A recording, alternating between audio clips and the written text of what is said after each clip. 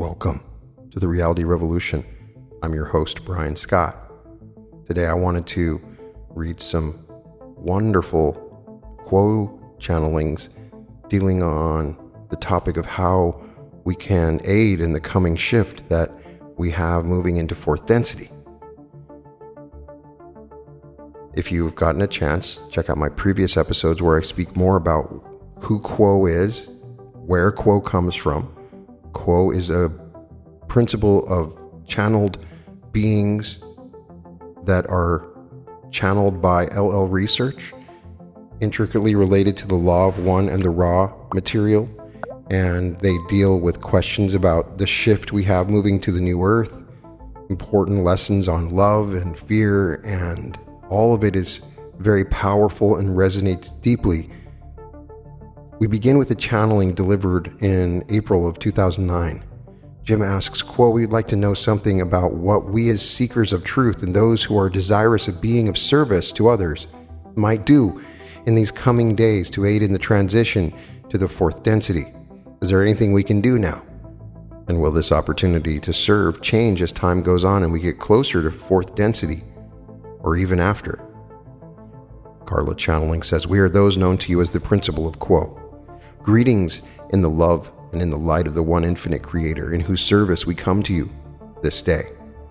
It is a privilege and a pleasure to be called to your circle of seeking, and we are glad to speak with you concerning your queries concerning the great shift of consciousness that heralds in fourth density upon planet Earth. As always, however, we would first ask each of you to employ your discernment and your discrimination in listening to what we have to say.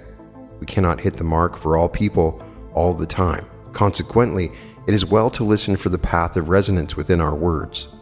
When a thought resonates to you, please use it as you wish. If a thought does not resonate to you, please do not use it, but move on. For that which you need shall come, and it shall resonate for you, whether it is from this particular conversation or another. Therefore, listen for the resonance, take what you like, and leave the rest behind. We thank you for this consideration, for it enables us to be more confident that we shall not infringe upon your free will or interrupt the organic process of your evolution. Like so many concepts upon the spiritual path, the concept of a great shift in consciousness from this present environment in which you experience life upon planet Earth to an environment which is enhanced, offering love, light, peace, and power, and above all, the clarity which lies beyond the veil of illusion which you experience in third density has long been upon the heart of those who seek the truth upon planet Earth. There is that confidence that there is a better place than the present environment, which seems of so torn and ragged a nature that there is a sense that there is a way to live and a way to be that rings truer and goes deeper and finds more of the true self within it than the way of being and doing that is taught by your cultures. And these concepts are ever stronger as your planet and its population approach the end of your third density on planet Earth, and the beginning of fourth density as the major activated density that is upon the planet at this time. Indeed, fourth density has been born. Its rays are ever stronger, interpenetrating the third density rays with great intensity at this time. You dwell in the valley of the shadow of death. This is the environment of the density of choice. One is born into incarnation with a physical body, with bones and skin and hair, blood running through and air pushing in and out, so that each of you is powered by a chemical distillery, a physical vehicle that runs chemically, and that physical vehicle shall surely die. It is a death sentence created in the womb by the very nature of physical incarnation. In any period of third density, there would be the desire to use the time well, and there exists within each of you, as part of the birthright of your nature, that spirit within that cannot be stilled. It can be distracted. It can be beaten down and repressed. But the simple fact is that it is a part of being human to desire to know the Creator that made him and desire to serve that Creator according to its nature. Every culture and tribe of your planet has its spiritual stories, its way of relating to the Infinite One. You are inescapably and irretrievably spiritual beings, and the work of third density has been to awaken to that nature, to resolve to become a more refined nature than the great ape which you were born to be.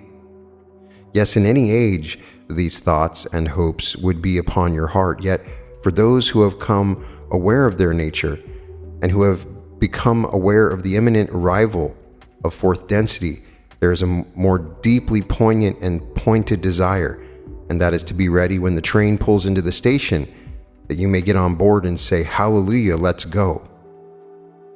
Dear ones, as you sit in the circle in the sacred space that you created with your hearts and your love, you are ready. In the deepest sense, there is nothing that you need to do to become more ready to get on board. Your very being is the heart of your mission, the core of your purpose on planet Earth at this time. You cannot fail in your mission, because you must be. Letting your true nature shine through the circumstances and shifts of everyday life is your deepest purpose. Finding ways that are ever more authentic to be yourself is the most effective and efficient way that you may serve your planet as it approaches that year that has been so discussed. Each of you is aware of those things in your environment which promote beingness and those things which delimit and distort your beingness. Each has a unique situation with unique challenges and gifts. The two are a set. You have the gifts that you have to meet the challenges that you meet. You have chosen your gifts as carefully as you have chosen your challenges. Therefore, do not downplay your gifts simply because they are not other people's gifts. And do not wonder why you may have too many gifts, for every gift that you have shall come into play, on one level or another. As you meet the challenges you have given yourself in order to refine the ore of your beingness, to uncover from the soil of self the gems within and humbly to hold them up to the light, that they may refract and make the most intense and true colors as they flash in the light of the one infinite creator, so that you become not only a lighthouse to many, but a certain kind of lighthouse, for your color shall color the infinite light and love of the one creator, and those about you shall be bathed with infinitely beautiful light as the colors enhance the sunlight in a stained glass window. Therefore, in your beingness, be aware that you are allowing the light to shine through you. You are holding up to that light any gifts that you may perceive that you have and asking that the light may shine through them, that your personality may be transparent to that light so that there is no soil of self obstructing your gifts. This is your gift to the world as well as your gift to yourself. At the level of work in consciousness, the two are congruent. If you have created less distortion in your own balance, you've created less distortion in the planetary balance. If you have found ways to get out of your own way and become an instrument tuned to the wind of spirit, you have tuned the planet to the wind of spirit, and it shall sing a cleaner and clearer, more beautiful song because of your work. As you have experienced the last few days of your companionship with those who have gathered together at this conference, each of you has been aware that the people in this circle of seeking have caused you to vibrate differently, have touched chords within you that you did not know were there until the chance came to exchange energy with just that person. And so each person in this hall of mirrors has given strength and support to each other, each person pulling from them in that exchange of energies between the two, that combined love, light, power, and peace that is a new thing born of the collaboration of two spirits together. When entities who seek alike to serve the one infinite creator find ways to harmonize and collaborate, the lighthouse grows in intensity and strength. As entity is added to entity in this group, the lighthouse's light becomes more powerful. And so each of you is encouraged to find ways to collaborate with those of like mind in order to serve, by allowing light to shine through you, not shaping the light, but only shaping your expression of yourself as you offer yourself as an instrument. This instrument frequently repeats the prayer of St. Francis, and we would repeat it through this instrument at this time to give you a keener and keener sense that you truly are an instrument which Spirit can play. Lord, make me an instrument of your peace. Where there is hatred, let me sow love. Where there is injury, pardon. Where there is discord, unity. Where there is despair, hope. Where there is darkness, light. Where there is sadness, joy. O Divine Master, teach me to seek not so much to be loved as to love, to be understood as to understand, to be consoled as to console, for it is in pardoning that we are pardoned, it is in giving that we receive, and it is in dying that we rise to eternal life. Make me an instrument of thy peace. These are words by which you may live confidently, knowing that your service is on target and that you are on task according to your service, that which you came into incarnation to do. You've asked concerning the possible evolution of service between now and fourth density. We would respond by indicating that your evolution is not bound by time, that there is no goal to keep, there's no deadline on service or on the way to service. It is well to relax into the moment, and as your present moments develop before you, to allow the succeeding present moments in turn to entrance and enchant you. Remain without anything to pull you away from the present and from your awareness of self as an instrument which the Creator may choose to play in any way, at any time, in order to sing planet Earth into a readiness for a graduation that is of the utmost beauty and deepest truth. As you continually offer yourselves as instruments of the Creator's love and peace, you shall find great aid in several things. First, you shall find enormous help in entering the silence. The tremendous learnings and new awareness with which this time is so rich, to those who have ears to hear and hearts to understand, offer you many gifts. Indeed, too many gifts for you to assimilate without moving into the silence and letting these new learnings and awarenesses be seated and integrated into your deep mind and into the basic balances of your energy body. Just as sleep offers rest to the physical body that it may reset its systems, cleanse toxins from the body, and restore the body to the balance which is its best balance for continued life and growth, just so entering the silence gives your metaphysical body, the energy body, the time of rest and recuperation that it needs from the hustle and bustle of incoming catalyst and hard-won victories. It allows new learnings to be seated in the subconscious mind. It allows new balances to be confirmed and implemented. It cleanses the toxins of fear, self-doubt, and low self-worth from the system, and it resets the system at its best tuning. You may think of yourself in this wise as a spiritual athlete, one who is in training. Entering the silence is the equivalent of exercise. Some are so fit by nature for this task that they are drawn to the silence irresistibly, and for those we have few words, for your hunger and your thirst shall bring you into the silence again and again. For others, there is not the personality that must seek silence. There is rather the sturdiness within physical life, which enables the energy body to flow from good work to good work, from doing to doing again, without a conscious awareness that there is a need to let it all go, to empty the hands that may be grasping the highest of ideals, but perhaps holding them too tightly. And to those we would encourage blind faith and the movement into silence regardless of the feeling of rightness. Silence is a habit like any other. If you have not previously been, to your self-perceived awareness, successful at entering the silence, we would ask you to try again, not from the standpoint of doing something well, but from the standpoint of doing it at all. Do not be attached to an outcome. Simply stop talking, stop thinking. Set your intention to listen to the still small voice of the one infinite Creator, whose thunder speaks in silence. It is not important, dear ones, that you are good at this process. It is perfectly acceptable as part of entering the silence that your brain continues to generate those thoughts and concerns about which it is focused at the present time. Let them arise, let them fall away. While you're in the silence, they have no significance. You may watch them as you watch a movie, but do not become involved in the plot. Stay in the silence. Remain an observer who waits in stillness for the voice of the beloved. We assure you that by this discipline of entering the silence upon a daily basis, even if for very short periods of time, you shall give yourself the rest that you need, spiritually speaking, so that you do not burn out. You do not become exhausted spiritually. You do not have to go to the side of the path and sit to get your breath. Another great ally in becoming transparent to the light and love of the Infinite One is a sense of humor and the knowledge that you may take all things lightly except your love of the Infinite One. There is nothing necessarily sober or serious or ponderous about spiritual seeking. You may walk the King's Highway with a merry heart and a song upon your lips. When you are having fun, as shallow as that concept may sound, you are flowing with the dance of life, in which every flower and tree, every lion and bear, every turtle, every speck of the ocean, every mote of dust is involved.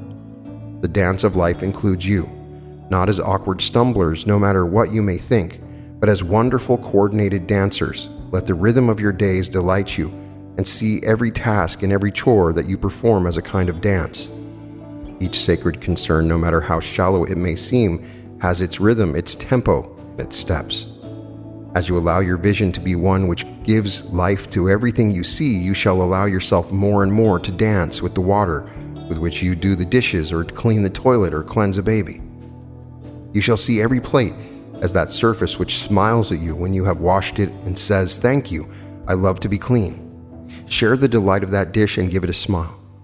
Let everything within your ken become real to you as one with whom you dance, knowing there is nothing too humble to be sacred, nothing too high to bow before, for you are a dancer, and so is the highest, and so is the lowest of all that you know, of all that you see, all with whom you dance. Let the rhythms of love overtake you wherever you are, and when you feel that you have somehow lost that rhythm and are jerky and awkward in your spirituality, ask for help. That is the third thing that is of great aid as a resource for those who wish to be instruments for the Creator's love and light. There are sources of help all around you which operate on the rule of free will. Those of positive polarity shall not force themselves upon you, but shall await your request. It is said in your holy work, "Ask, and you shall receive. Knock, and it shall be opened unto you." Know with a deep knowing that this is the true nature of things. Do not expect your guidance to come and speak in your ear without your request. You have angels about you at all times. They too are forbidden to interfere until you ask for their help. Ask them and thank them. Lastly, as we inferred earlier, a great resource of a spiritual instrument is the company of other spiritually awakened instruments. When any of you gather together with spirit in the midst, there will come opportunities for creativity and expression which would not have occurred without that group energy that empowers and strengthens all within the group to become more than they would be by themselves. And in this, as in all things, we ask you not to be moved by logical or sentimental reasons, but only by that knowing from deep inside that says, "This is right for me, this is where I need to be." We are those of Quo, and would ask if there is a follow-up to this query before we move on to other queries which may be held within this group. Is there a query at this time that follows through with this first main question? We are those of Quo. Question: can you tell us more about the sacred sites around the world, especially in India, if they have a role to play in bringing the energies of ascension forward? We are those of Quo. Thank you, my brother, for your query, which we believe we grasp. Planet Earth, as all entities, has centers of energy, or nodes, if you will, which are a kind of umbilical or belly button, a place where energy has come into the world, and a place which is capable of expressing the concentrated version of the stepped-up energy of its area. There are some sacred sites and places which have to do with third density. There are some sacred places which have to do with the density to come, and within both of those categories, there are those which have to do with the male energy that is plugged down into the earth with roots of iron, as well as those which have to do with feminine energies which float upon the surface without descending into the earth. Each of these places of collected power is unique, yet each has in common with the others a vulnerability to being enhanced dramatically by the set intention of those governed by free will, such as yourself, to encourage, support, and radiate the light and the love existing in enhanced degree within these nodes. Even one entity meditating in harmony with this sacred place may help that place to clarify and enhance or boost its outflow of love and light. As always with this kind of work, when 1 becomes 2, and 2 becomes 4, and 4 becomes 64, however many entities of like mind are able to join in setting the intention to strengthen and help to radiate such sacred places, these nodes respond in proportion to the combined energy of the group. This energy is exponential. Each entity that is added to such a group doubles its strength, and that doubling effect very quickly creates a powerful resource for good. It is not in a vacuum that pilgrims over millennia upon your planet have made pilgrimages to the sacred places that exist everywhere upon your globe. Some are shrines that are thousands of years old. Some have been recognized more recently, some have yet to be fully discovered, and some exist simply because of the shape of an environment. Natural cones, teepees, pyramids, and caves are collectors of light. Therefore, you can never go wrong by meditating upon a mountaintop or in a cave, or any place that feels to you as though it were a resonating chamber for love and light. Therefore, do not restrict yourself to those places that are well known, but let yourself be moved by your intuition in choosing those places where you would wish to rest and offer your encouragement and support to the forces of nature. Question: can you talk about some specific places and specific properties that they bring to the planet Earth at this time, or that have the potential to bring specific energies to planet Earth at this time? We are those of Quo and are aware of your query, my brother. We find that this concern is part of your active process at this time. Consequently, we shall leave this interesting search for meaning to you with our apologies for not wishing to overstep the bounds of the law of confusion. Question: Dear Quo, earlier during my meditations I have asked some of the entities of the Confederation to give me a sign of their presence. And while asking, I have heard a sound in my right ear. Could you tell me of those spiritual principles that I could think of in investigating this without infringing my free will? We are those of Quo. We believe we grasp your query, my brother. We spoke earlier of a great resource in aiding the progress of spiritual seeking. That was the principle of asking, ask and he shall receive. You've asked, you have received, and consequently you can rest easier knowing that you have been heard, that your request has been confirmed by a simple sign of presence. When such requests are made with purity of intention, not to gain power or to become smarter, but only to discover whether or not there is companionship upon the unseen level, those forces of spirit that have been alerted are quick to respond. There is far more to the presence of those who wish to help you than the simple awareness of their reality. Further than that simple awareness of help, there is the development of a conversation between the self and the unseen concerning anything and everything which is involved in your process at this time. It is not that such sound in the ear has some kind of meaning that can be interpreted in words. It is that it is well to be aware that this presence in your life is ready to offer you the gifts of silence that flow into your deep self at a level below consciousness, and that then percolate up through your dreams and your visions and your random thoughts in such a way as to strengthen your seeking to stabilize your intentions, or to work in any other wise that is needed by you as an instrument to become better and better tuned. Thusly, as you are reminded of the presence of help and companionship, offer gratitude and ask for that help in any way which is congruent with your desire and the nature of that help, not telling that helper what you need, but instead sharing your dreams and your hopes and your vision, and asking for the dreams, the hopes, and the visions of spirit to refine and further shape your gifts and your contribution of self. Question: I have one question. During this meditation, I heard a sound in my left ear, and when I challenged the entity or the sound, it immediately left thereafter. Would you confirm that it was a negatively polarized entity who tried to give a sign of their presence to my left ear? We are those of Quo, and we are aware of your query, my brother. We find that due to your certainty within that this is so, we can indeed confirm that you have occasionally been touched as your seeking intensifies, and as your standing closer to the light becomes a more settled thing, that you have been greeted by those who would wish to use your power for themselves. We commend your celerity in challenging such entities, and would encourage you to challenge all perceived spirits in the name of that principle that you hold the highest and the dearest, that principle for which you live, and that principle for which, if necessary, you would die. That is your metaphysical ground, and when you take your stand upon it, you cannot be moved. Question: could you speak about creating a spiritual connection between mother and child and the spiritual principles involved? And specifically, could you talk about any spiritual practices I can use as a mother to prepare for the soul's entrance during the development in the womb? We are those of Quo and are aware of your query, my sister. My sister, when a new body is conceived in the womb, it is an opportunity, and into that opportunity comes one with whom agreements have been made before the birth of the mother. There are times when such opportunities are not taken up by one who has waited long for the opportunity to come into relationship with the mother.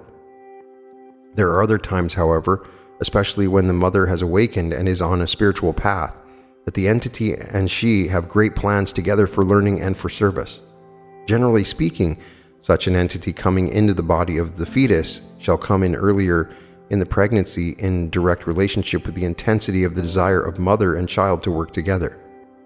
In those cases where a child has been dearly desired for a long time, it is overwhelmingly likely that this is the case, and instead of a fetus that does not yet contain the soul, the fetus is ensouled very soon after conception, or in some cases at conception.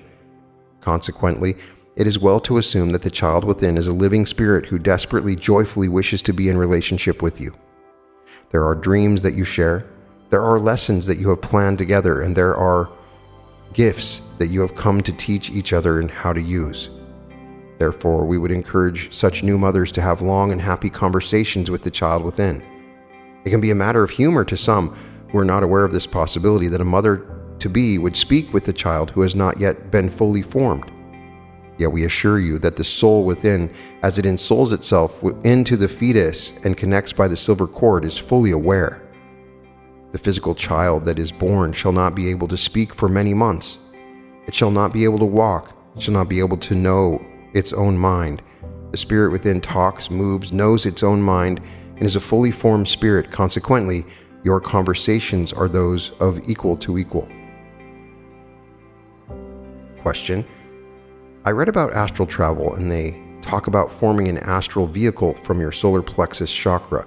I was wondering, is one also able to form an astral vehicle from the heart chakra? We are those of Quo, my brother, and we are aware of your query.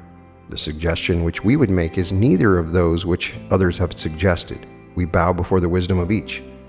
However, our suggestion would be that you become aware that your energy body as a whole is able to travel as you become able to access the gateway to intelligent infinity. This model of the whole self, the integrated energies of all parts of the self, being the torus, or vehicle for travel, is, we feel, one that has more stability and is a model which shall serve the astral traveler in good stead. We recommend further that this energy body be groomed and tuned, just as one would groom the self for a visit to new places, just as one would tune the self before meeting with those with whom he wishes to present his truest and deepest self, so that the travel may be unhindered by unwanted energies and visitors, and so that you may have a safe return, carried on the energy of your knowledge of who you are and why you travel.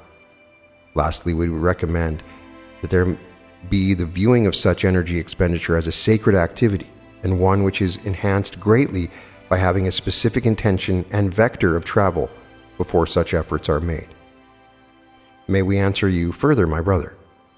That's great, thank you. We thank you, my brother. We find the energy of this instrument, and to some extent the energy of this group, wanes. We would leave this instrument and this group with great thanks for asking to be a part of your circle of seeking. It has been a great privilege to be able to share our humble thoughts with you during this working. It has been our profound pleasure to view the beauty of your energy bodies, not only by themselves but in harmony with each other, as you blended your auras around the sacred circle of seeking. Thank you. We are those known to you as the principle of Quo. We leave you in the love and in the light of the one infinite creator, Adonai, Vasu, Borogas. So I found this channeling to be very powerful. The reason is we get a little bit better idea of the transition to fourth density in the suggestions that they give at the beginning. Many times I'm asked, what can I do to aid in the transition? Or we have this deep inner urging that says, hey, I want to help in the transition. And you must go within, because if you are troubled, the world is troubled. You must find the stillness within yourself before you can help others. So going into the stillness is their main idea. It's very important that you find a way to go into the stillness and look at your thoughts neutrally and listen to that still small voice that is within you. We are moving from third density into fourth density. We have been for some time now, and perhaps we are in fourth density, simply not ready or capable of fully accessing it yet. That is my belief, is that it's all there ready to go. We just haven't fully chosen to access the many gifts that we are given from this fourth density light. But it is available to us. So it's going in and tuning into this. We can ask for help as long as we are not asking for selfish help. I don't need you to get me a car, quo. I need you to help me to help others. So by going into the stillness, by letting go of the self, then we can follow the path to help others. They tell you that you've already succeeded. You're already there. That you shouldn't treat this like it's something that you have to do or that you need to do. You follow the gifts that you have and you apply those gifts in a loving manner. And the more you seek out the love and the light, the more that you're given opportunities to be of service. And that's all that you have to do. That's the shift that we're going through. It's a shift within ourselves of how we see the world and ourselves and how we understand love. And when it's done on a small scale within ourselves, it becomes apparent on the outside. So you are struggling within, and then you notice these struggles without. So go within, calm yourself, find the stillness, and the world will become calm and stilled. Look for the love, and the world will find the love. You are the world. You can find all episodes of The Reality Revolution at therealityrevolution.com. And welcome to The Reality Revolution.